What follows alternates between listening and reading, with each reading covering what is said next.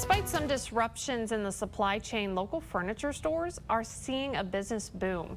And TV's Danielle Shenk spoke to a couple of managers and joins us now live in the studio with the details. Danielle.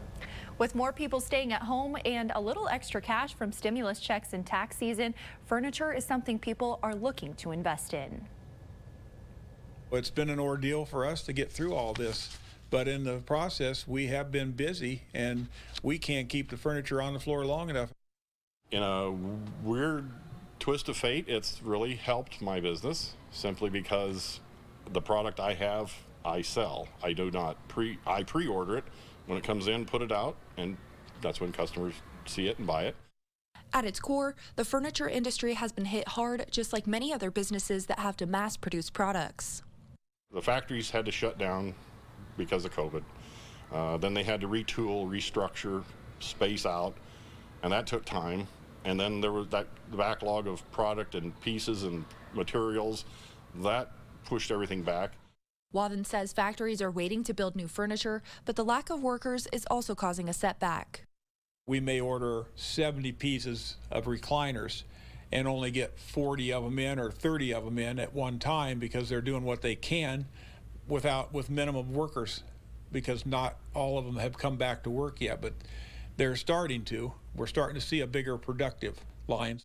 Truck driver shortages are adding a delay in shipping for these businesses. I have a lot of product ordered. I couldn't give you an idea, a clue as to when it might be here. When it gets here, that's when I put it out or hold it until I have space available. Employee shortages have trickled down to the local level, as Wathen says it has been difficult to find delivery help. And we're finding people, but it's just not like it used to be where you could put an ad out and you'd have several people interview it. You may put an ad out and you'll have several people call, but one shows up.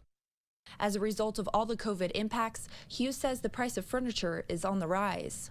It's not going to turn back. It's going to only keep going higher and higher.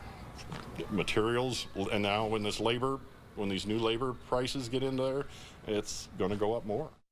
Both have been in the business for several decades, so this past year has been quite the adjustment.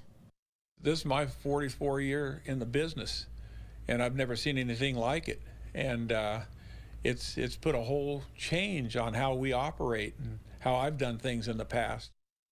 This is the craziest mess of stuff I've ever seen, but if you're able to adjust to things quickly and easily, you've been able to keep up with it. If you're headstrong and I'm going to do it this way or the highway, you probably hurting. You may not be able to make it through.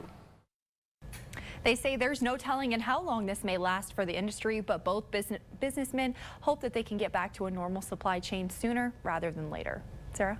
A lot of people hoping that. Thanks so much, Danielle.